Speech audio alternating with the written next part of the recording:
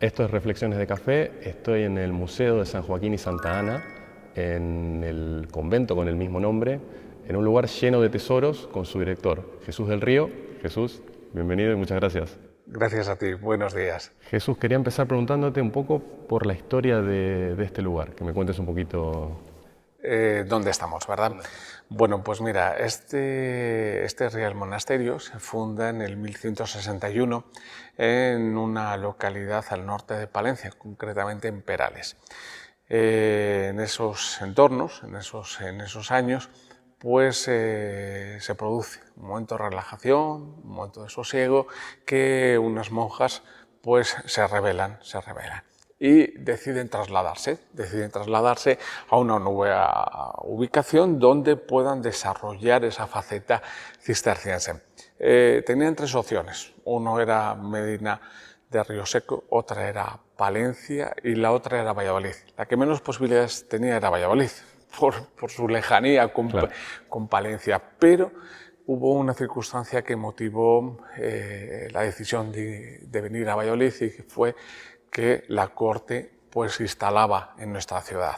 Ese fue el motivo de que las monjas se trasladasen aquí en el 1596. En el 1596 pues se instalan en esta nueva ubicación los terrenos del regidor Salazar, pero bueno, pues el ambiente arquitectónico dominante clasicista de esa época pues provocó pues que se hiciesen nuevas remodificaciones, y fue en el 1618 con Francisco de Prades que realizó una modificación de esas dependencias, pero francamente lo hizo tan mal, De aquella manera. de aquella manera tan particular, que bueno, pues a los pocos años, 150 años más, pues que el convento amenazaba ruina.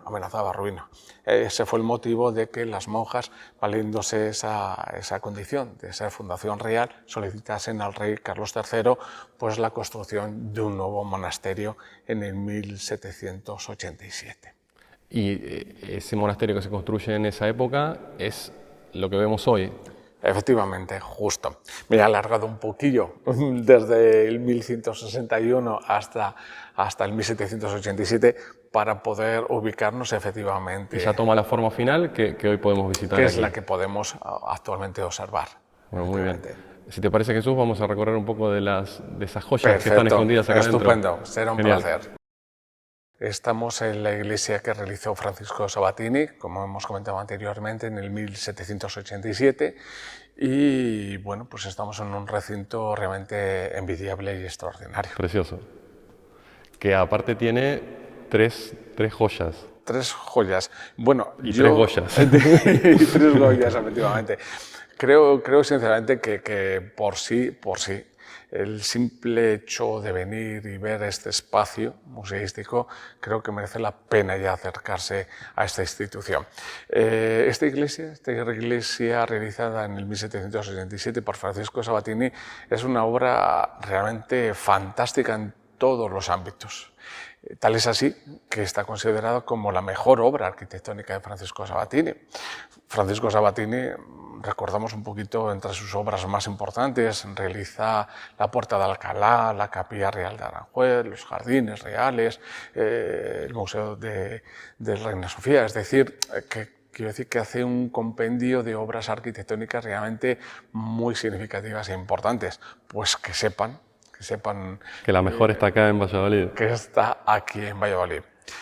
Sí que es cierto de que requiere de explicación, porque cuando comento que digo que esta es su mejor obra, pues claro, la gente se sorprende. Es el detalle, la minuciosidad, el trabajo exhaustivo que emplea aquí y la creatividad, por supuesto, de Francisco Sabatini, lo que la hace realmente extraordinaria esta concepción arquitectónica. Porque entre las cosas que tiene también es el juego que ha hecho con la luz, ¿verdad? Para realzar las figuras que tenemos acá. Justo, no solamente la luz, sino también la propia direccionalidad que introduce como elemento arquitectónico, hace un compendio de muchos conceptos que es extraordinario. Simplemente sirva como ámbito anecdótico que la Iglesia la divide en tres partes claramente diferenciadas: una entrada, una nave central y un presbiterio, para hacer una clara diferenciación dónde tiene que estar cada uno de los personajes: el público normal, el sacerdote y las personas que acceden al propio concepto. Hay otro detalle que realza su figura, y es este tipo de plantas centralizadas, que aquí en Castilla y León tenemos la suerte de tener unas 36 iglesias, no tenemos más. De ahí que sea un concepto arquitectónico prácticamente exclusivo. La explicación de que haga este concepto estructural de planta centralizada pues radica exclusivamente de que cuando el rey venía a escuchar misa, pues evidentemente engalanaban toda la parte del presbiterio y se iban colocando por orden de jerarquía social: condes, duques, marqueses, vizcondes, etcétera, etcétera. Y los últimos lugares lo dejaba para el pueblo más llano, justo. Pues Sabatini, como buen italiano que era, mantenía la equidad social, quería que en la casa de Dios todos fuésemos igual. Es curiosísimo porque me sitúo en cualquier parte de la elipse de la iglesia, yo puedo hacer un giro de 360 grados que tengo la misma perspectiva globalizada de la iglesia. Eso es un concepto que introduce Sabatini como bastante innovador, justo. Como innovador es el siguiente detalle: nos tenemos que centrar en los propios óculos, que podemos observar de que tienen una predisposición muy concreta y claramente definida. Vemos que están inclinados no solamente lateral, sino también transversal. Este estudio lo saca de Leonardo da Vinci. Leonardo da Vinci hizo en su día un estudio del recorrido del Sol, pero que nadie le prestó ni la más mínima atención. Sabatini lo toma literalmente de lo que hace Sabatini y lo plasma aquí. Según estamos situados, el Sol hace este recorrido de norte a sur, entra por cada uno de estos óculos y va entrando con una clara predisposición y con un fin exclusivo, y es iluminar a cada uno de los cuadros de Goya. Y por la tarde entran por estos tres para iluminar a los otros tres óleos sobre lienzo del cuñado de Goya, íntimo amigo Ramón Valleo. Qué belleza. Justo. Podríamos decir muchísimas Pero esa cosa la vamos a dejar para que la venga a ver la gente, correcto. Y vean realmente la extraordinaria obra arquitectónica que tienen en Valladolid, en el Museo de San Joaquín de Santa Ana. Bueno, estamos hablando de los Goyas. De los Goyas del museo. Estos, efectivamente, Javier, estos tres únicos óleos sobre lienzo que hay de Goya en Castilla y León, pues son, dentro del ámbito y del concepto pictórico que tenemos en nuestra comunidad, pues sin duda alguna de lo más importantes y lo más relevante que podemos admirar. Estos tres óleos sobre lienzo, pues como he comentado, lo realizó Francisco de Goya en el 1787. Está encuadrado ese ámbito temporal en el máximo apogeo pictórico de Goya. El máximo apogeo pictórico de Goya que, si estudiamos y analizamos esa etapa del pintor aragonés, vamos a poder observar de que utiliza un cromatismo realmente imperante, donde domina los rojos, azules, verdes, amarillos, colores muy intensos, viviendo su plenitud pictórica, que se contrapone con lo que vemos en Santa Ana, que si observamos es todo lo contrario, son más oscuros, más apagados, utiliza colores ocres, los fondos oscuros. Se produce un acontecimiento realmente de choque emocional que se puede plasmar en estas obras. Y te explico por qué hace aquí una obra tan distinta a la que estamos acostumbrados a ver en la temática religiosa de Goya. Tanto en San Bernardo curando a un tullido, como en la muerte de San José, como en Santa Luzgarda, aquí Goya realiza en estos cuadros una pintura realmente emotiva, sincera, sentimental, que hasta este momento no lo habíamos descubierto en Goya. Y digo esto por una sencilla razón, porque si observamos en el cuadro del centro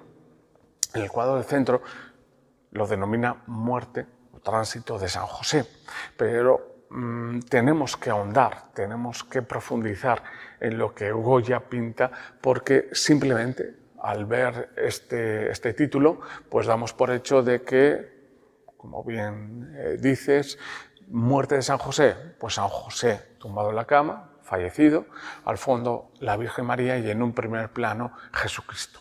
Pero aquí Goya se inspira en la propia muerte de su padre para representar ese acontecimiento tan triste que le cautivó. No podemos echar en olvido de que su madre pertenecía a la clase baja aristocrática aragonesa y su padre, que era adorador, era el que realmente le incentiva a trabajar, a desarrollar su faceta y su creatividad pictórica. Entonces, evidentemente, cuando se muere su padre, para él fue un impacto emocional tan grande, tan espiritual, tan emotivo, que aquí podemos observarlo. Porque si observas, vamos a poder comprobar que la persona que está tumbada en la cama, el rostro, es el rostro de su padre, que se llamaba José.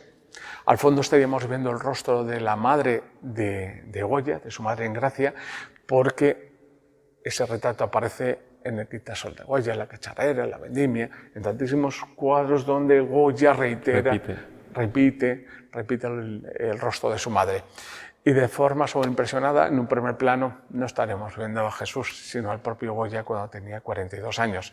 Nos tenemos que fijar en estos elementos físicos, como vemos a una persona bajita, es una persona obesa, como marca la barriga claramente en la propia túnica, y es un personaje imberbe, todo lo contrario de la figura iconográfica que siempre han representado a Jesús. Una persona alta, esbelta, delgada y con barbas frondosas y densas.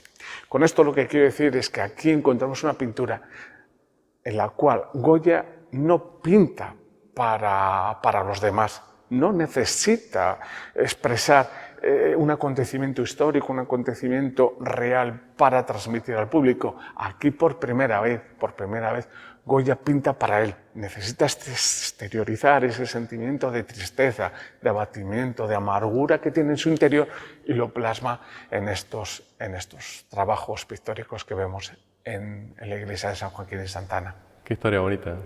Es dura, pero es bonita a la vez. Justo. Es más, te podría decir, en base a la experiencia de haber estado tantos años en el museo, que cuando la gente viene a ver los cuadros, las personas que por desgracia han sufrido un acontecimiento trágico de la pérdida de un ser querido, se encuentran muy identificados con ellos. Conectan rápidamente y entienden esa emotividad que Goya transmite en estos trabajos pictóricos. San Bernardo curando a un tullido es de un trabajo realmente espectacular. Es que podríamos enumerar en cada uno de ellos que hace el dominio de la técnica de pintura, aquí lo lleva a su máxima expresión. Tanto el propio San Bernardo, en actitud de curar o en decir al tullido, como el personaje del tullido, como el monje que acompaña, pues aparecen de una forma realmente espectacularmente significativa, porque observa cómo, sin querer, hay un haz de luz que ilumina las manos del personaje que va a bendecir. Y te comento esto porque, fíjate, si te das cuenta, entre el dedo meñique y el dedo anular, la sombra que aparece, y del pulgar en la otra mano. Es decir, ¿cómo es capaz este hombre de hacer un dominio de la luz de forma tan impresionante. Fíjate que supuestamente el personaje central es el tullido, es decir, es la persona que tiene que curar. Lo desplaza a un lado, a un primer plano, pero sin cobrar protagonismo, y el que cobra protagonismo es el segundo personaje, que es San Bernardo, que acapara literalmente la atención del propio cuadro. Utiliza Goya su calidad pictórica, su misticismo, su ámbito donde van a estar ubicados, su cromatismo, hace ahí una amalgama de todo y compone estas estructuras pictóricas que son espectaculares. Estamos aquí en la séptima sala, donde exponemos el Cristo yacente de Gregorio Fernández. Esta obra escultórica que la cedemos en Semana Santa a la Cofradía del Santo Entierro para que pueda procesionar efectivamente. Esta obra escultórica, pues al igual que hemos estado diciendo anteriormente en el resto de las obras que se exhiben en el museo, pues aquí hace Gregorio Fernández una obra muy personal, muy sentimental en lo que quiere transmitir. Gregorio Fernández era tan amante de nuestro Señor Jesucristo que antes de realizar cualquier obra escultórica, lo que hacía era se metía literalmente en el personaje, leyendo acontecimientos y pasajes de la Biblia, y posteriormente se ponía a trabajar en la obra escultórica. Aquí vemos un fiel reflejo. Si comenzamos por la parte superior, vamos a poder comprobar que los dientes son de marfil para asemejarse lo más posible a la dentición humana. Se le ve la lengua, incluso si tuviésemos la oportunidad de verlo con una linterna, se le ve hasta la campanilla, es decir, hace un trabajo realmente anatómico completo. Seguimos descendiendo y llegamos a esta llaga, donde narra, del versículo 19 al 36 de San Juan, donde comenta que del costado manará sangre y agua. Ahí vemos esas gotitas de agua, que es resina castellana, libre de dióxido de carbono, que produce esas burbujitas dentro de las gotitas. Se extraen con una pera y posteriormente se van adosando a ese costado. Si descendemos, seguimos viendo las uñas. Las uñas son de asta de toro para asemejarse lo más posible a la uña humana. Pero es curioso porque observamos de que tanto en el dedo anular como en el corazón como en el dedo índice lo tiene amoratado. Y eso es fiel reflejo de lo que narran los apócrifos, que comentan que entre las muchas torturas que padeció nuestro Señor Jesucristo, entre la carne y la uña metían cuñas y apalancaban. Incluso bien reflejado perfectamente ese dolor, no solamente en el dedo índice, donde se ve la uña amoratada, en el dedo corazón se ve perfectamente la uña deformada, y en el anular vemos la uña totalmente rota, para que la gente a través del impacte tenga un carácter teatral, porque era lo que realmente imperaban en esta tipología de obras. Si seguimos descendiendo, vemos esa esquirla en la rodilla, cuando Jesús se cae las 3 veces. Seguimos descendiendo y llegamos al pie. En el pie observamos cómo vemos que el dedo gordo del pie se ha roto literalmente el tendón que sujeta la estructura ósea, y cómo caen hacia abajo. Si lo observamos por la otra parte, vamos a poder comprobar de que el tobillo derecho está más inflamado que el tobillo izquierdo debido a la acumulación de líquidos. Y es más, en estos trabajos escultóricos se puede ver incluso la propia evolución humana, porque ahora tenemos 2 falanges y antes tenían 3. Vemos que en los dedos del pie aparecían 3 falanges. Vemos precisamente en este concepto la propia evolución. Si ascendemos por la parte posterior, vamos a poder comprobar otra esquirla otra herida que realiza a través del azotamiento, del propio flagelado que hacen los romanos a nuestro Señor, y le rasga literalmente la piel, que se contrapone con la carne magullada, dañada, aplastada, de llevar el transversal de la cruz, buscar nuestro Señor la posición más cómoda, más apropiada. Al final se va dañando, sangrando, y se va magullando de una forma significativa. Y es tan impresionante la realidad que acapara este Cristo yacente, que, como podemos comprobar, vemos esos ojos verde aceituna, pupilas dilatadas, ojos vueltos, y hasta el derrame de los ojos aparecen fielmente reflejado en sus globos oculares, fiel reflejo del dolor, del sufrimiento, del cansancio, del abatimiento que tuvo que soportar nuestro Señor Jesucristo, que se complementa con algo que a mí me parece muy importante, que pasa muy desapercibido en muchísimas ocasiones, y es la colocación del cabello. La colocación del cabello del Señor, de nuestro Dios, no es de una forma arbitraria. Si te das cuenta, mira cómo van colocando los mechones de una forma homogénea, discreta, muy sutil y delicada sobre el manto, para reflejar esa sensación de tranquilidad y de sosiego. Parecen como irisaciones de fuego, culebrillas que se colocan sobre ese cojín como elemento sustentador de estar tranquilo, de estar, digamos, ya cumplido con los deseos de Dios. Esta es otra pieza que es una maravilla.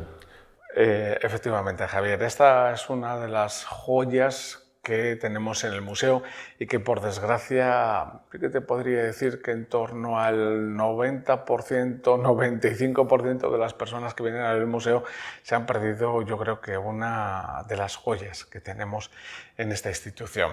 Es una custodia tipo sol, realizada en el siglo XVIII, plata sobre dorada, incrustaciones de oro, rubíes, esmeraldas, perlas naturales, brillantes, etc.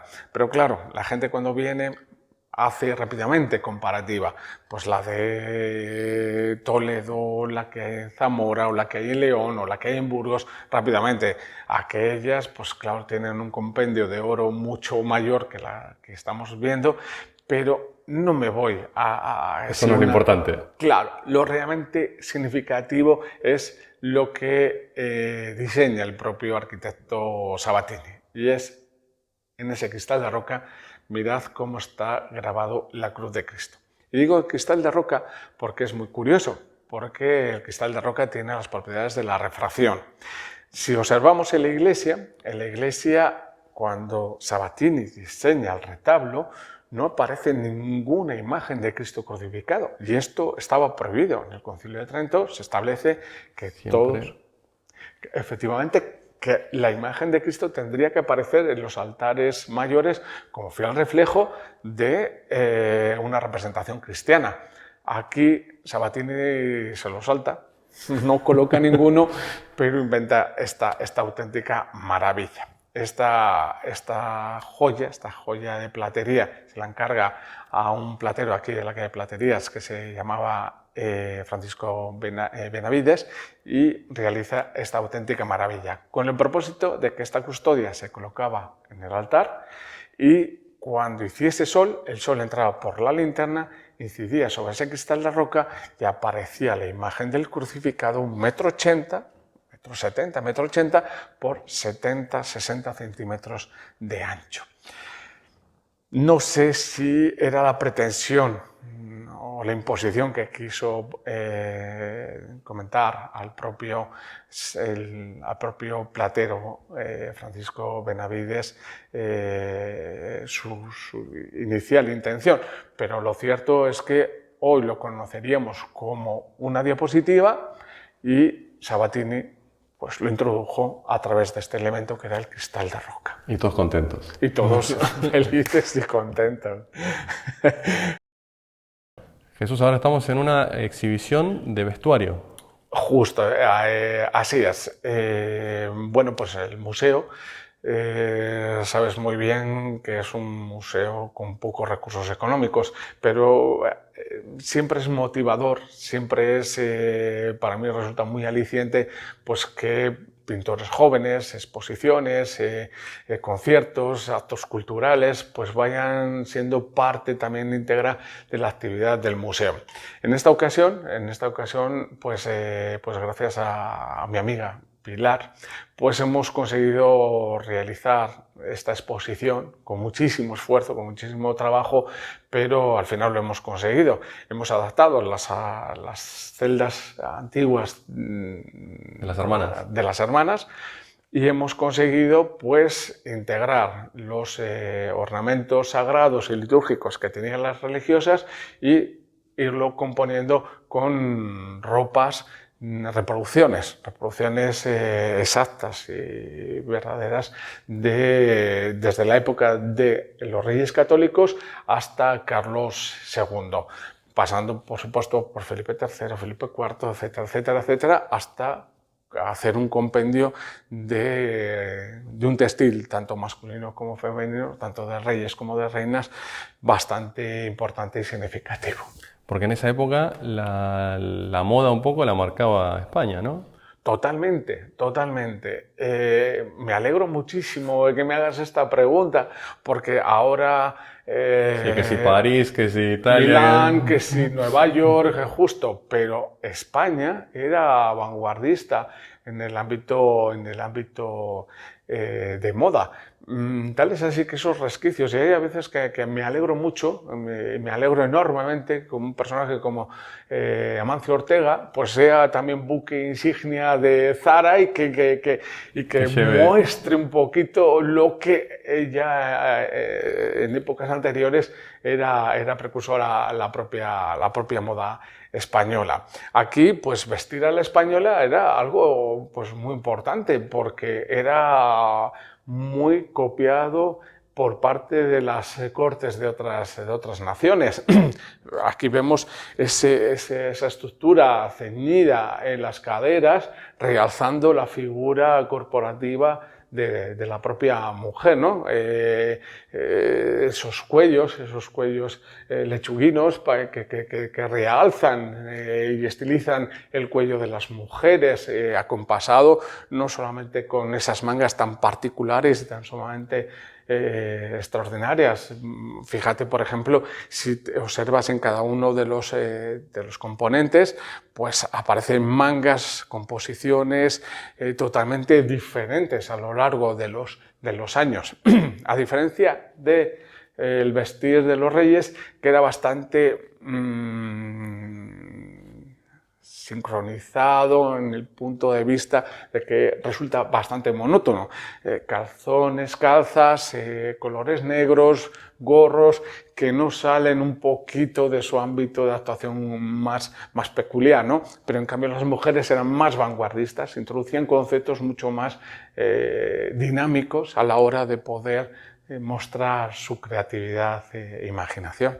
Además, veo como se ha intentado hacer una evolución del vestir, ¿no? De un poco tal vez de la sobriedad de los Reyes Católicos a cómo ha ido eso siendo el vestido un poco más cargado, un poco más vistoso. Efectivamente, lo que estábamos comentando anteriormente, es que es cierto, a medida que España pues va evolucionando y va adquiriendo ese protagonismo a nivel mundial hasta ser potencia mundial, pues eso crea no solamente desde el punto de vista económico, desde el punto de vista de imagen, también se ve reflejado en sus vestimentas, trajes mucho más vanguardistas, más novedosos, telas más trabajadas, damascos mucho más elaborados. Eso al final va haciendo que la vestimenta sea mucho más rica, sea mucho más vistosa y, por supuesto, pues como estamos observando, más llamativa de cara al público en general. Acá adentro también hay una serie de misterios. He oído hablar de una especie de punto energético o algo así, y otra cosa que acá adentro se ve que ha pasado un crimen en la ficción en uno de los libros de César Pérez Gellida, La suerte del enano. No vamos a decir qué, para no desvelar el secreto. Siendo César probablemente alguna muerte, no lo sabemos. Espero que no haya sido protagonista, haya sido víctima de César. Bueno, eso habrá que leer el libro para saberlo. Para saberlo, justo. Pues sí, efectivamente. Aquí hay siempre, ya desde el siglo XVII, en la antigua ubicación de la iglesia, pues había un centro neurálgico que comentan que tenían poderes energéticos y poderes de curación. Y eso ha ido poco a poco evolucionando porque San Bernardo, el cuadro de Goya que hemos estado comentando con anterioridad, si nos damos cuenta, es el representante de la sanación, de la curación, y curaba con lo más elemento y más puro que había, que era el agua. Siempre se ha comentado que las personas que tengan algún tipo de patología, evidentemente dentro de un ámbito, digamos, lógico, pues se colocaban en el punto central de la iglesia y adquirían esas energías telúricas que comentan, que dicen que hay en la iglesia y que producen mucho beneficio para el organismo del propio ser humano. ¿Y respecto de ese crimen? Justo, pues fue tremendamente conmovedor conocer a César. Y además lo que es la propia vida. Mi compañero y amigo Javier, compañero de la facultad, pues es íntimo amigo de César, y un día, pues estando tomando un café por aquí, dijo: te voy a llevar al museo que dirige mi amigo Jesús, dice, para que veas los cuadros de Goya, dijo César. ¿Cómo que cuadros de Goya? Pero cuadros de Goya aquí en Valladolid. Sí. Bueno, pues fue tal lo que le pudo gustar, lo que le pudo emocionar, porque es de una capacidad y una sensibilidad tremenda, y la verdad que como vallisoletano no se puede estar más orgulloso de este escritor también, porque hablamos de Zorrilla, hablamos de Chacel, pero a partir de ahora yo creo que César lo tenemos acá ahora. Lo tenemos aquí ahora y tenemos que disfrutar de él. Pues bueno, fue estremecedor. Y viendo las salas del museo y la iglesia, dijo: Jesús, voy a escribir algo del Museo de San Joaquín Santana en el cual pueda tener su misterio. Pues yo creo que el Museo de San Joaquín Santana ahora mismo no se conoce por los cuadros de Goya, se conoce por el libro de César que escribió y que relató un poquito pues, ese acontecimiento, que aconsejo que le lean porque es precioso y magistralmente escrito por este gran escritor. Bueno, invitamos a la gente entonces a no solo ver el museo, sino a enterarse a través de los libros qué pasó acá. lo que pasó aquí, efectivamente. Bueno, Jesús, antes de despedirte y de agradecerte la visita y el tiempo, quiero preguntarte un poco por la situación del museo, que sé que está pasando un poco momentos duros. Bueno, pues sí, justo. Yo creo que es el alma mater de esta institución museística. Durante muchísimos años hemos estado pues, rescatando literalmente el contenido patrimonial que tenían las hermanas en su interior y lo hemos ido paulatinamente colocando en el museo. Pero claro, tenemos un gran problema y es el problema económico, que es muy difícil de librar. Sí que es verdad que en la actualidad, pues bueno, hay un convenio entre el Ayuntamiento, la Junta de Castilla y León y el Ministerio de Cultura. El Ayuntamiento nos aporta una persona que me ayuda muchísimo, pues en la gestión diaria, atendiendo al público, y que yo puedo hacer otras labores, como hemos dicho, gestión, fiscalidad, porque no podemos echar en olvido de que es un museo privado y actúa como cualquier empresa privada. Tienes que entregar los modelos fiscales correspondientes. Aparte de eso, planes de museología, planes de museografía, informes, documentos que tienes que elaborar, que te exigen las administraciones públicas, etc. Entonces todo eso pues implica pues evidentemente que nuestros recursos económicos sean muy limitados, muy limitados. Y bueno, me imagino que el público, con la sola visita podemos ayudar mucho. Muchísimo, porque al fin de cuentas tenemos que tener muy en consideración de que esto es un servicio público y que se desarrolla con un claro objetivo, y es que el público en sí es nuestros clientes, son nuestros clientes, y esos clientes son los que tenemos que cuidar y tenemos que mimar. Estos elementos patrimoniales están dedicados a ellos, para que sean admirados, para que sean queridos, para que sean conservados, para que sean exhibidos.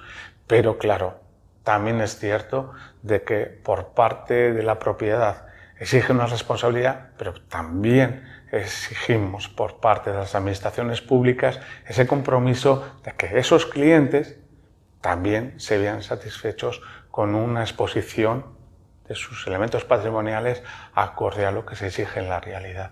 Bueno, entonces aprovechamos el espacio a las autoridades en lo que puedan ayudar, que ayuden, y el público, sabiendo que existe esta maravilla, con el simple hecho de pasar un día por acá y disfrutar de ella, ya están haciendo un aporte y una ayuda. Totalmente, totalmente. La ayuda, la visita, sus reivindicaciones, al final son muy importantes porque no podemos echar en el olvido de que están expuestas en el Museo de San Joaquín Santana, pero también son propiedad de ellos. Jesús, muchísimas gracias. Siempre gracias a ti, Javier. Esta es tu casa, también como la casa de todos tus espectadores, para cuando quieran disfrutar y venir a ver estas auténticas maravillas que el Museo de San Joaquín Santana esconde en sus muros. Muchas gracias, Jesús. Gracias a ti.